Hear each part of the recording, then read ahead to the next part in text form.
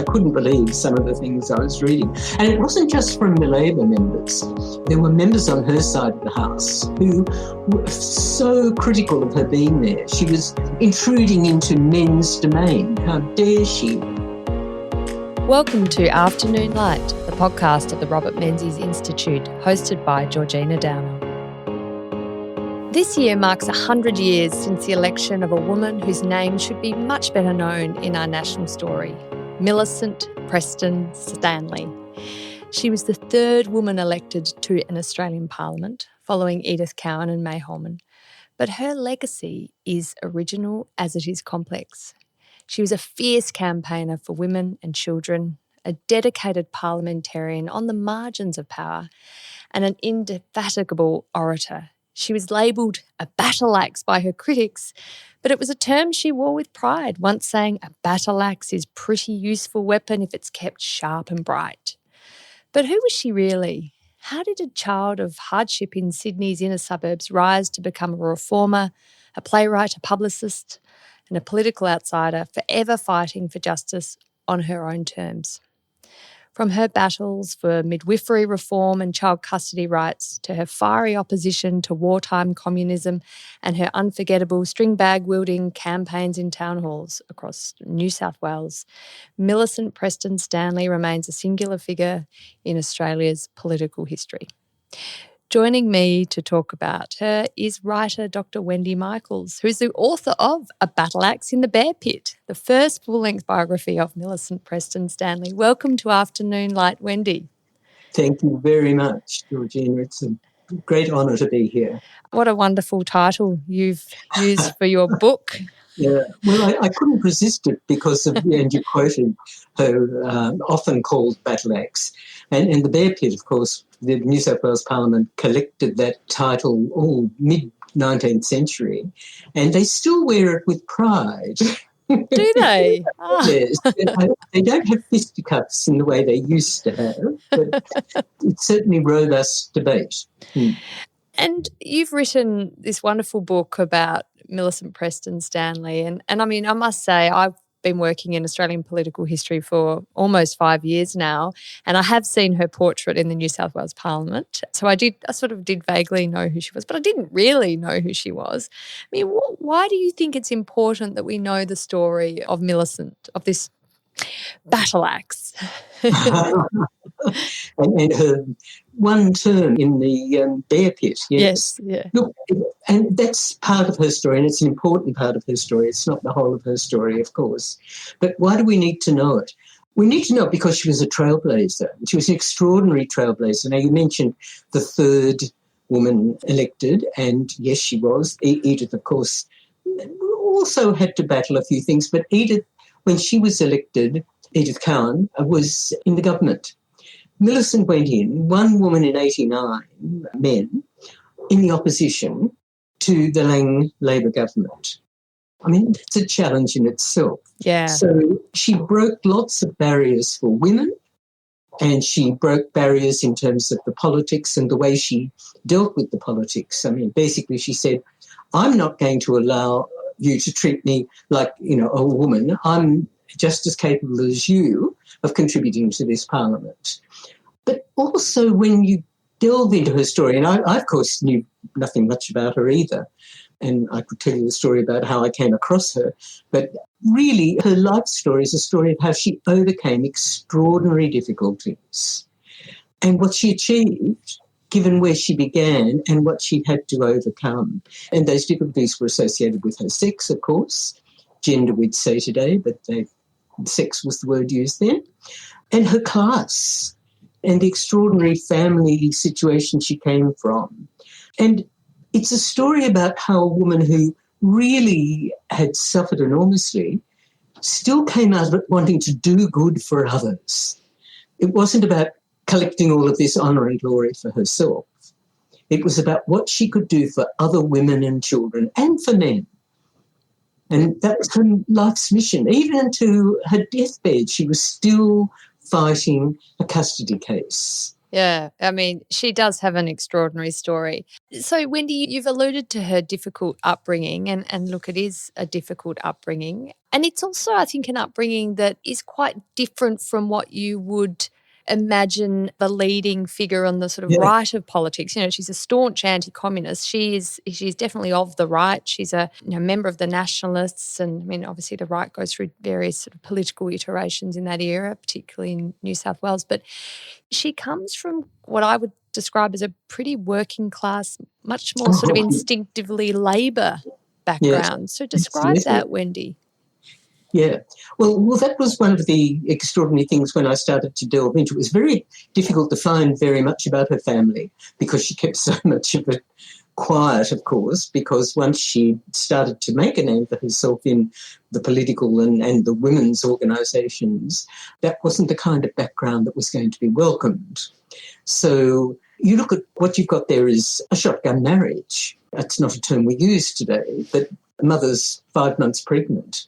When she's married, she marries this, it's a situation of poverty, extreme poverty. He is a grocer when she marries him, but has various other, well, you can't call them professions, but the jobs that he had through the few years that they were together.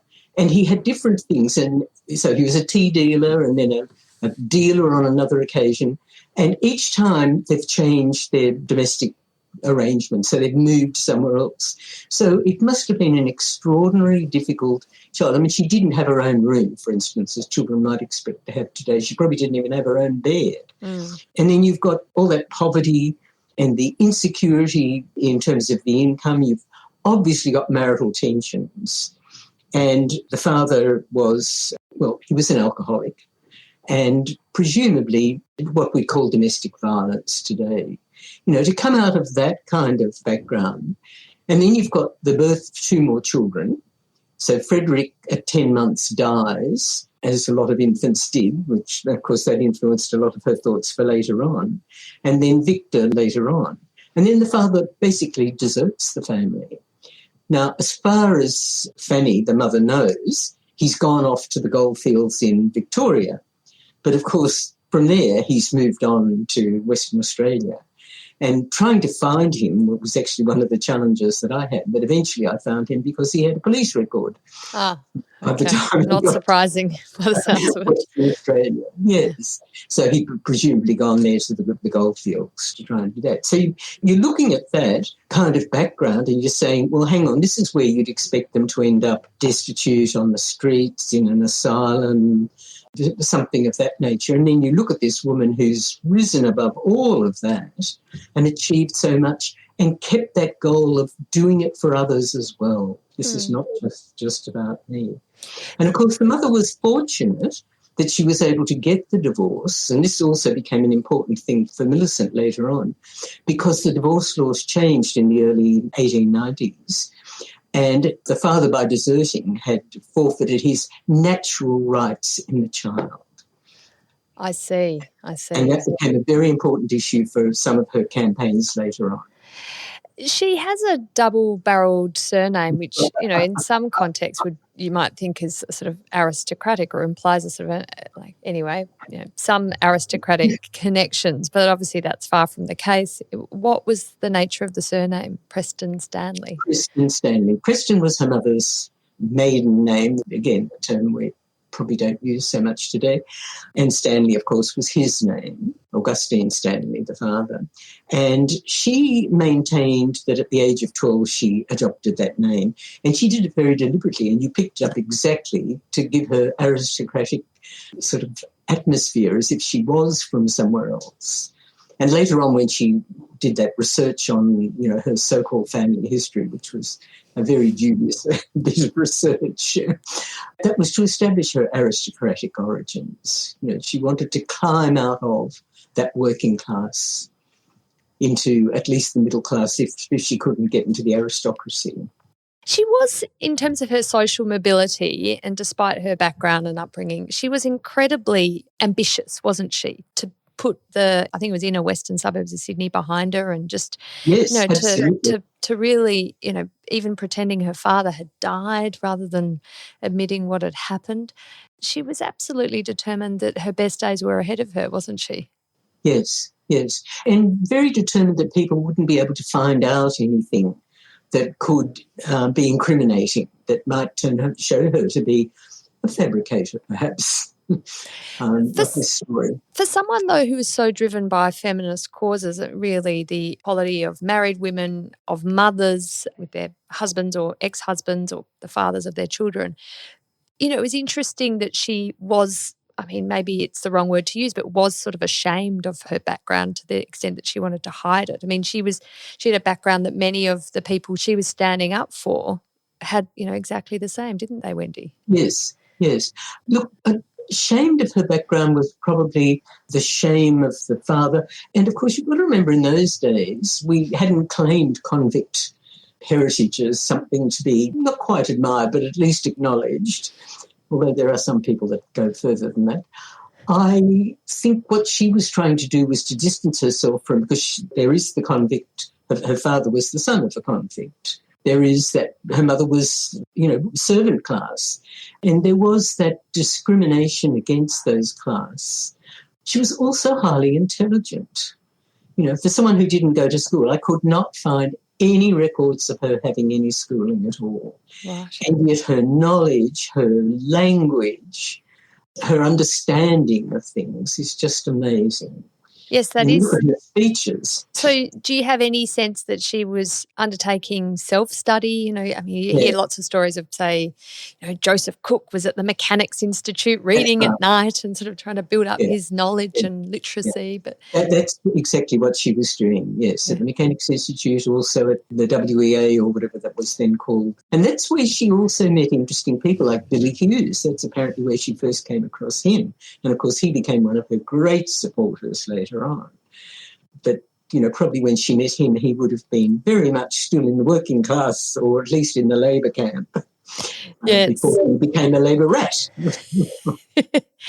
Well, I repeat this often and regular listeners to the podcast will probably groan when I say it again, but, when asked why he kept changing political parties, he said, well, I haven't joined the Country Party. I had to draw the line somewhere. So, I think that sums it up completely.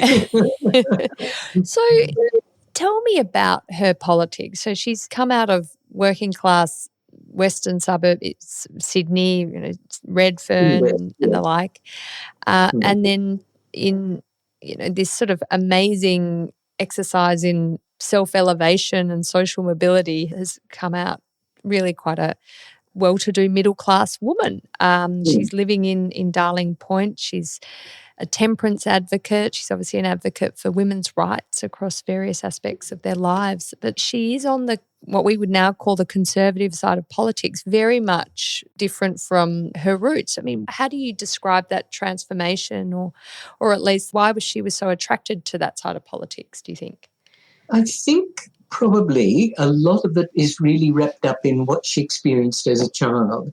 And you've mentioned temperance. And when you think of a child living in a situation with an alcoholic father, in a situation of poverty, that made her very much determined that she was not going to be brought down by that. And drink, from her point of view, alcohol from her point of view, and alcoholism was very closely connected with what became her interest in eugenics, because it was connected with feeble-mindedness and this idea that we had to preserve a good race of humans, and particularly a good race of mothers, if we're going to have a race of men that are really important. But I think if you had to put your finger on what's the most important feature of her childhood, I would say her own mother and the strength that her mother must have had to deal with all of that. And she's obviously, as a young child, she sat and watched that. And, she referred to her mother as Tiger because of her strength, and she called her Tig.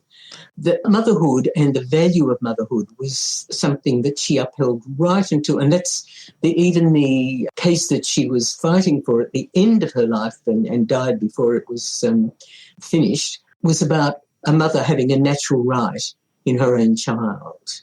And, of course, at that stage, women didn't have any rights in their own children. Their children were owned by men. That was something she saw what her mother did for her and for Victor as well as being highly valued.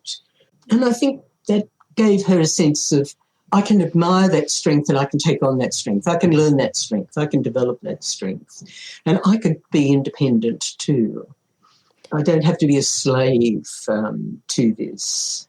When you talk about her support for eugenics, which of course is, massively discredited in this day and age, that was a fairly mainstream view in that very early 20th century, late 19th century, wasn't it? I mean, we can't really come to terms with it. Set it off in 1883.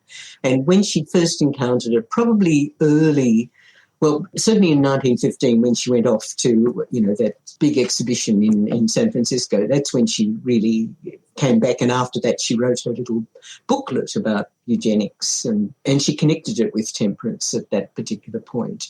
But, yes, she was very much swayed by that, but it didn't retain that importance for her as time went on. And she made a reference to it in the late 20s, but it was just a reference in passing, and it was almost as if, this is passé now, we're done with this, we've moved on from that. And, of course, by the time we got to what the Nazis were able to do with eugenics theory, as you said, it's not something that we'd embrace at all today. No, quite. I mean, this sort of playing with different ideas that she's, as you say, receiving from overseas and within Australia shows a real, I guess, urge to become politically involved. Yep. How does she get into politics, New South Wales politics, of course?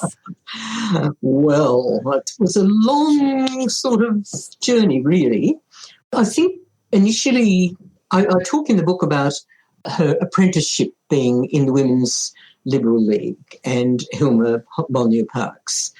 And I think that league opened up the world to her, the world of ideas rather than anything else. Particularly, it focused some of her ideas about empire and the importance of empire. Of course, in the early 20th century, empire was important. As time went on, and particularly after the League of Nations started to falter, her faith in British Empire was, shaken a little bit, and she started, like Curtin, to look to America as well and thinking, we still need empires, but we can't just rely on this one that happens there.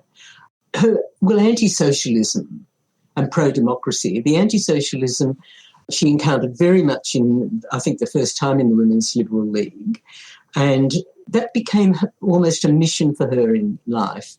And, of course, by the time we got to the post-World War II period, into the Cold War, it had really consolidated in her mind. But one of the things, if we're trying to plot, how did she get from that first being involved in the Women's Liberal League into Parliament? Well, from there, Hilma actually had a very strong view that women should not get involved in men's organisations because they lost their autonomy, they lost their opportunity. And initially, I think Millicent was not convinced totally of that, because she certainly in those early years, even though she was very involved in the League with Hilma, she was also involved in the Liberal Reform Association, and in fact she became a paid organiser for it. And she was known as the Liberal Lady Organiser. Again, terminology that we might shudder at today, but that was certainly the case. And in fact, she went off in 1919 to Queensland and did this extraordinary tour for the Northern National Political Union of Queensland, which, of course, was a conservative thing. So there she is in all of these union-based towns arguing a conservative politics and a women's politics at that. And she dealt with those situations. I mean, some of the stories that were reported in the press about how, the one where someone was interrupting her and she said, this gentleman in front of me has political wasps in his hat. And, of course, that kind of spontaneous humour goes down very well in an oratory situation, except for the man with the wasp in his hat, of course. When she came back, the Women's Legal Status Act had been passed in 1918. And so there was the opportunity, the next election the Women's Legal Status Act allowed women to stand for Parliament in New South Wales. When the 1902 Act was passed in New South Wales, they could only vote. They couldn't stand for Parliament. That was different from the federal, but in New South Wales that was the case. So the Women's Legal Status Act 1918 allowed women to vote, and the next election coming up was 1920. So she comes back from Queensland, having had a very successful tour up there, even if she annoyed a lot of the men and the One Big Union and the various other men's groups. And she's put upon to stand for election in 1920, but she says no. And interestingly enough, her excuse is that she has some personal things to deal with. Now, the only thing that I could explain that in terms of is her brother dying while she was up in Queensland. So this was the time of the Spanish flu. He died as a result of that. She's away. She's very close with him and his family. So she doesn't stand in 1920. 4 women stand. None of them get in. 2 socialists and Scobie, can't remember her first name, and Dr. Mary Booth, who, interestingly enough, was one of the founders of the Women's Club in Sydney. Oh, right. But she didn't, none of them were elected then. And Millicent is then put upon to do this, but she goes on with a lot of networking and public speaking. She gets involved in the feminist club, so she's spreading her wings and getting very well known. She did become one of the first women justices of the peace, and, of course, formed the Women Justices Association and eventually became president of that. She tended to become president of a lot of things. And in my research, I found a wonderful reference in I think it must have been a cryptic remark by some journalist, that she'd been president of 14 organisations simultaneously. I tried to find 14, but I couldn't. My goodness. She certainly had 3 or 4 or 5 or 6 at different times that she was president of. So she was a born leader by the sounds of things. Absolutely, and a networker. So then we come to the next election. So this is tracing her, getting in 1925. And so she's by this stage well known, particularly in the eastern suburbs electorate. She's done some what was called mushroom branches. Today we might call branch stacking or something like that. Right. But it wasn't just that she was doing it for her, she was doing it for the party because she believed in the goals that it had, and particularly the anti-socialism goals. And there was opposition to her candidature. She polled, eventually she challenged that and she was included. She came very close to getting in, but not close enough. And there were lots of predictions that next time she'd make it. Well, of course, then next time is 1925. And the challenges to her candidature within the party were even more vehement than they had been in 1922. And so she had to take it to the council. Why should she not? And eventually they said, well, she polled so well in 1922, we'd put her in. And that meant that there were 6 people vying for 5 seats, because we had multi-member seats at that point. And that was the last point at which we had them.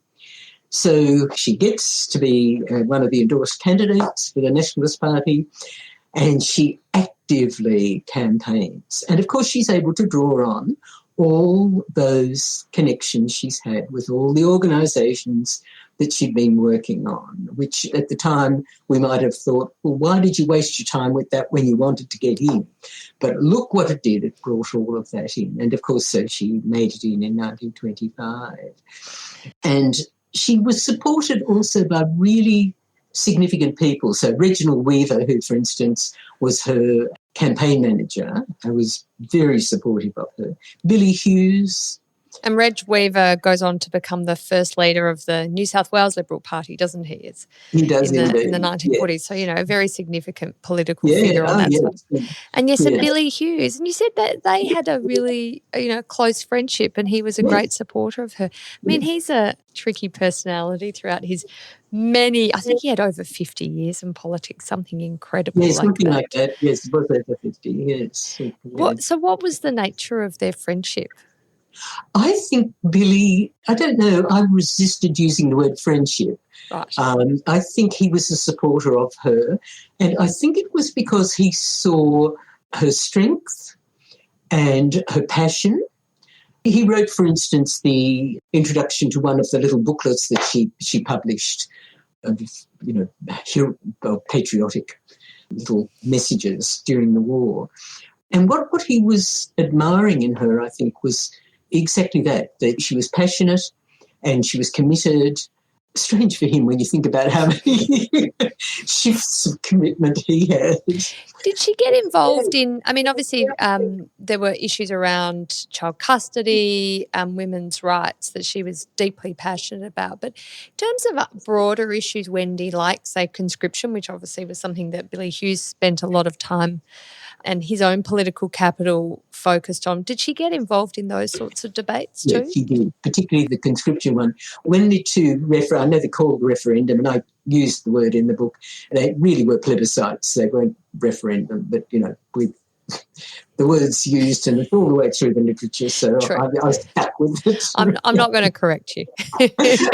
Well, I know very well that it is an issue, and every time I read it, I think, I should have made the stance. But okay, so Billy Hughes, on two occasions when he's Prime Minister, the war is not going all that well for Britain, and Britain's wanting more troops, and he wanted to send us. So we have two referendums asking the population to agree to conscript. And, of course, most of the women's organisations were totally anti it. And Millicent had a quite different view. Her view was about patriotism. It was about the empire, and we need men who are going to support the empire. We do not want to be the wives of cowardly men.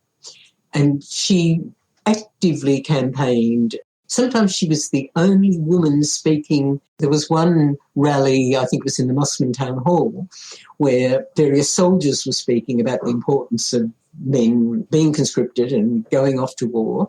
And she was the only woman speaking. And I think there was another one in Martin Place where she, again, was the only woman promoting that. Wow. So she was, and Billy Hughes, of course, was involved because of he's the Prime Minister putting this up. Yeah, I mean, she must have been politically very convenient for him. He was able to point to, this isn't just a, men's issue. This is, there are women who are on the side of this issue wanting to ensure that sons and brothers and fathers are sent off to war. So, there would have at least been that sort of mutual understanding that they were both doing each other great political favours. Yeah. How did Millicent find being in the New South Wales Parliament when she finally got there in 1925, and sadly for her only one term? Yes. Well, how do you think it would be? You arrive, and I asked myself this, you arrive in Parliament as the only woman. You expect, not exactly a red carpet to be laid out, but you expect to be acknowledged that you've achieved something. Yeah. And we can't find an office for you in the Parliament building, so we're shoving you down there in Richmond Villa, down opposite the Domain. She was pretty forthright, though. I can imagine she would have had words.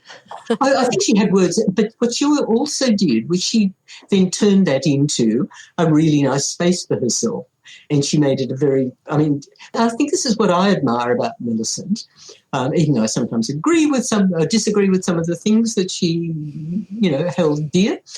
She really made the most of things. Okay, if I can't get this overthrown right now, I'll find a way around it, but I'll make the most of what I'm doing in the meantime. And out of that will grow something else. And that seemed to be, an active philosophy for her. So that's how she arrives there. She then encounters, of course, the language of Parliament, gentlemen, Mr. Speaker. and so that, of course, had to get changed. And then she encountered incredible hostility. I mean, reading Hansard for me, and I had to go back and read several times as I was writing the book because I couldn't believe some of the things I was reading. And it wasn't just from the Labor members. There were members on her side of the House who were so critical of her being there. She was intruding into men's domain. How dare she? And she didn't get a lot of support. And then you look at what Labor did. So we've got a Labor government, a Lang Labor government, what Labor did with her motions in the parliament. I mean, she's a backbencher on the opposition. She hasn't got many ways of getting her agendas up. But boy, did she try. And was she thwarted so often? And did she speak out? Yes, indeed. So she used her position, despite her efforts to get her private members' bills heard and legislated on, or not, as the case may be. I mean, she at least was using her position in the parliament to make the case, make a point. But it's amazing the criticism she got. I mean, maybe understandable.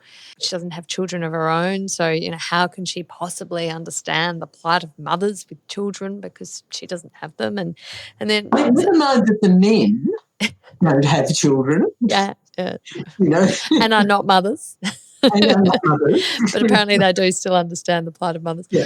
And then she doesn't understand the plight of working class women, which of course was ridiculous given her background, although I guess she had... Of course they didn't know that. She put in so much energy to hiding that background. But yes, quite extraordinary hypocrisy. Yes. But it also was the ideology of the time. Women were not expected to be out there. They were expected to be docile and nicely in the kitchen doing all those things, not outspoken. There's a quote actually from, I think it was her failed attempt in 1922 of another candidate, male, Captain Marks, who was one of her opponents, saying that her candidature was an affront to all women, since women's ennobling sphere is encompassed by the four walls of her home. That's right. And she pointed out if women couldn't leave those four walls, they couldn't vote for him. She was very quick. She was very quick with the repartee, and I think that was one of the things that probably saved her, given what she encountered in the bear pit itself. Did she have any particular achievements in those 3 years in the New South Wales Parliament, Wendy? Look, I think overall she got the Custody Act on the agenda, or the Guardianship Act on the agenda. Yes, they thwarted it to make sure it would not go through. She also got maternal mortality. She got the feeble-minded, all of those things. No, she didn't achieve them, but they were on the agenda. And so if you start to follow those through, I mean, I know the custody, took virtually 10 years before it got through, but you can't ignore the fact that that's where it began, with her raising that motion. So if we're saying, are there achievements where we can pinpoint them and say, yes, she did this, and this? Not probably in the way that some later women have been able to do, but I think she has to be given a lot of credit for getting things happening. I mean, one journalist even pointed out that she was introducing things that had never before been considered in the Parliament. And this is the important thing about activism is you are starting a conversation and maybe when you start it, you start talking about an issue, you've identified it, you haven't won over the population or the Parliament in this case, but you're changing the terms of the debate, and by doing that you enable the eventual outcome to occur. Yeah. So, we can't, in just 3 short years, she was able to really put in very important issues on the agenda, as you say. And yes, she wasn't in Parliament to see them through, but she certainly didn't give up her activism outside of Parliament, did she? That's for sure. There was no way she was going to do that. Yeah. I think we also have to remember that those 3 short years, if you actually look at how little Parliament actually sat, because one of the things that the press didn't make very much mention of when Lang got in, he only had a 1-seat majority. And that effectively he had to try and sort that out, and he had opposition in his own ranks. So there was an awful lot of proroguing of Parliament when things were getting a bit hot for Lang. So the actual numbers of sitting days weren't as many as Millicent would have liked. Well, it was a pretty chaotic time in New South Wales Parliament under Jack Lang, and there was, Yeah. the state almost lurched to civil war. So, we're not talking about a calm and policy-focused government agenda. It certainly wasn't. No, that's exactly right. Yeah. She becomes a playwright in her post-political career. Can you talk about that? I mean, it's just an extraordinary evolution of this woman, this remarkable woman. Well, she'd always been a writer. And in fact, at one point I was even thinking I should gather up all her writings and maybe look to an anthology of Millicent's writings. Yeah, that thought's gone.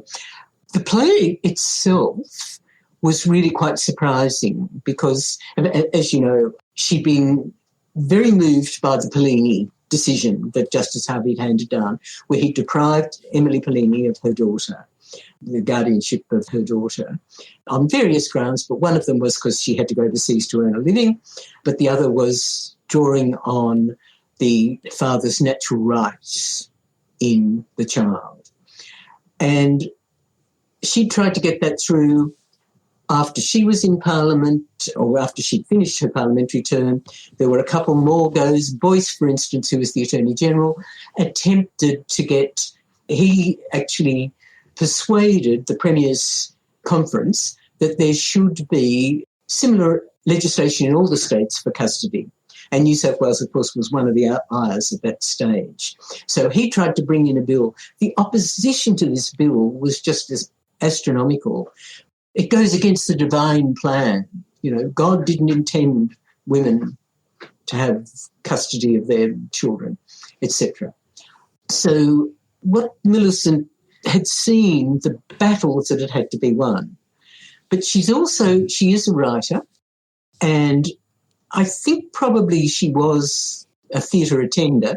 I very much doubt she ever went up to the political new theatre because it was very much on the Labor side and that wasn't what she was doing. But she knew about the power of performance and the power of theatre.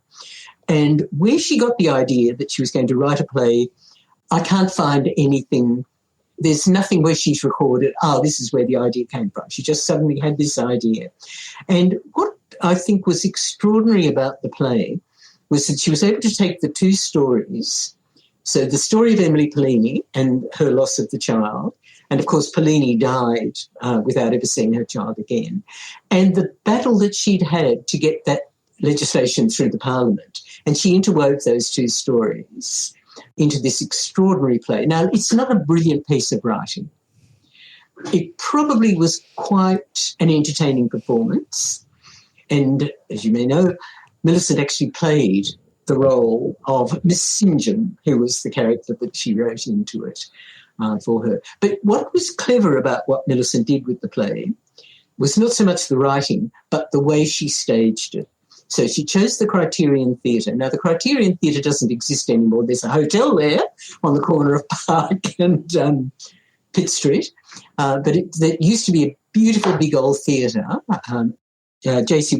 Williamson Theatre, and beautiful proscenium arch and lots of velvet and all of that kind of stuff.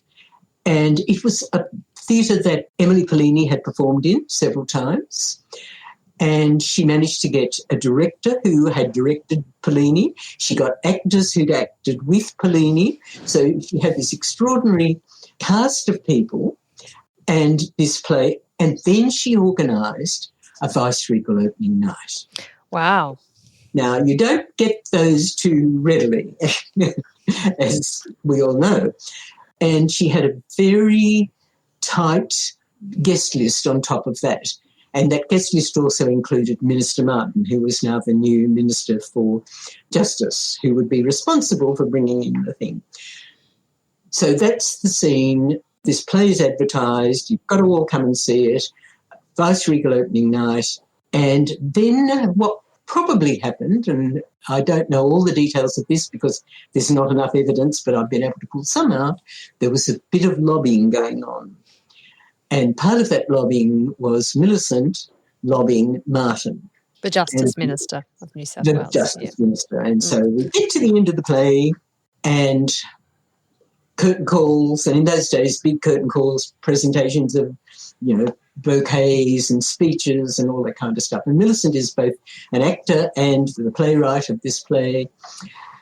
And she gets up on the stage and she reads a note to the audience, which she said Minister Martin had written in the audience that night to her. And basically it says, I'm going to introduce a bill that argues, that will cater for the custody of children in the way that you've so eloquently argued in your play. Wow.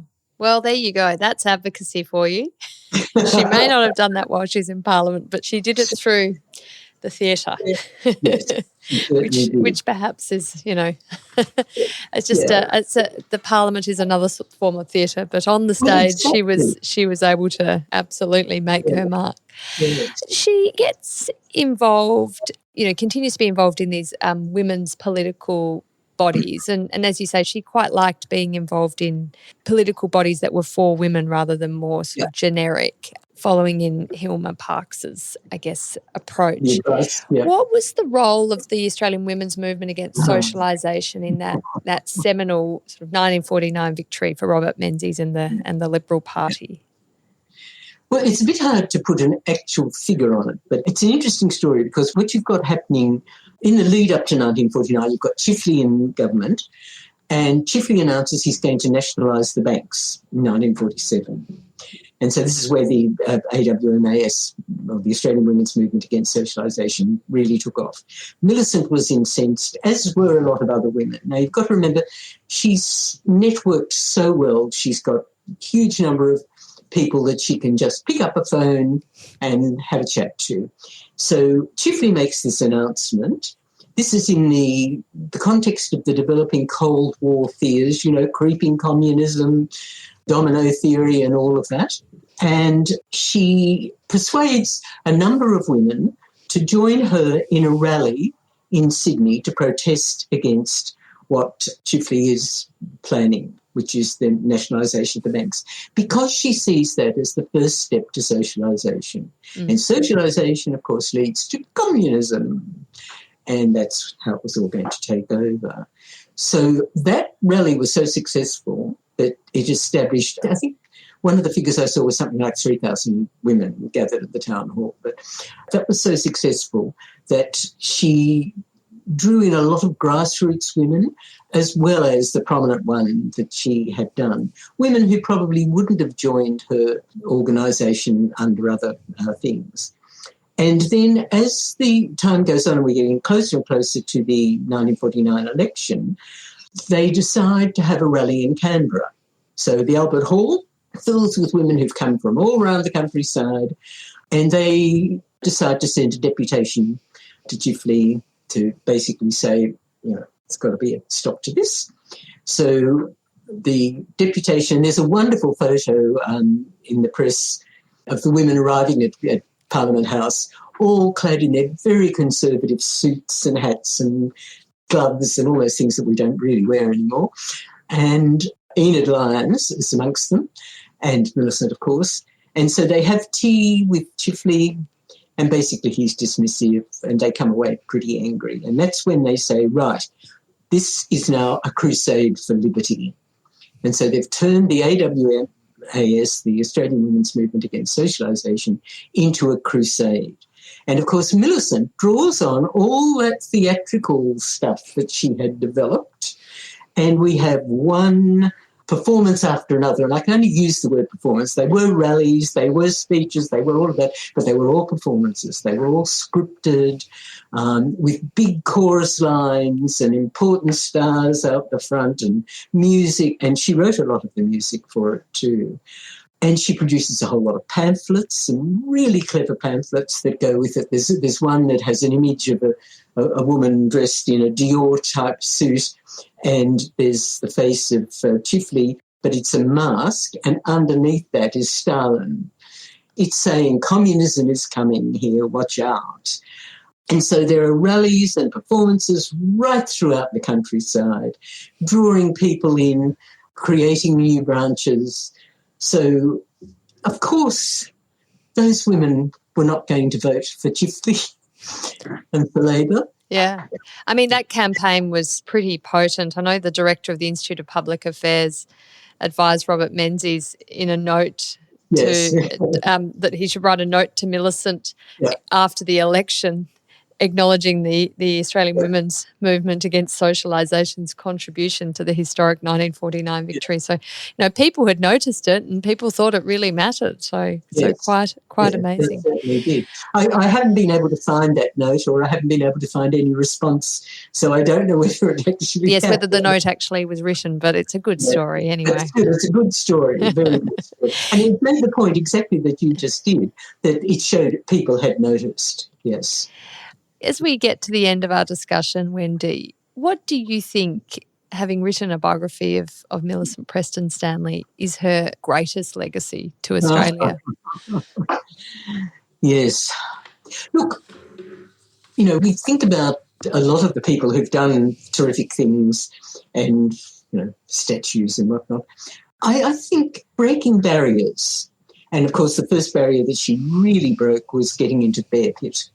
That being able to be, and then being able to survive in that bear pit, because boy, they attacked her. They wanted to, and so she showed women what is possible. That's something that you can't take away. And then you look from that at all the social reform that she pioneered. The maternal and infant mortality stuff. And sure, she didn't always get it resolved sometimes during her lifetime, but she introduced it. She made it quite clear that women's voices can be heard. And of course, she had an amazing voice. The Dame Clara Butt was one she was likened to, her beautiful tones there. And one of the other things that she made an enormous contribution to was reinvigorating a lot of women's organisations. So the Feminist Club, for instance, was on its last legs when she became president. And she kept that going a lot longer than it might have lasted in other times. And I think it's great that we've now recognised her. I mean, you mentioned one of the portraits. There are two Archibald portraits, of course. One of them's in the State Library. And that one was in the archives, or in the dungeons of the State Library when I eventually found it, in a terrible state. And I paid to have it restored and now hung in the State Library. So there's one, thing acknowledging her. There's one in the Parliament. There's a room in the Parliament which, Shelley Hancock was responsible for making sure there was a room dedicated to her. And the thing that I love about it is that it used to be the members' bar. And it's now the Preston Stanley room with all the stuff. Yes, her. And there's an irony to that given her role in the temperance movement as well. Absolutely. There's King O'Malley, who was a sort of a rather unusual figure of Australia's early politics. He was a teetotaler, and he has a bar in Canberra named after him, a whole pub. So, the jokes go on. Wendy Michaels, it's been a wonderful discussion about Millicent Preston Stanley. Thank you for bringing her story to life once again through your fabulous biography and for sharing her story with us today on Afternoon Light. Thank you, Georgina.